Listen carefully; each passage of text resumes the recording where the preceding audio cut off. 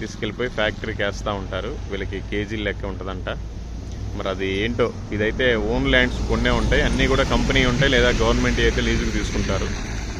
సొంతంగా ఎవరు పడితే వాళ్ళు వేసుకోవడం కుదరదు, ఎందుకంటే వాళ్ళకి ఒక ఫ్యాక్టరీ ఉండాలి, వాళ్ళకి ఒక ఫ్యాక్టరీ తోటి డీలింగ్ కూడా ఉండాలి. అదనమాట.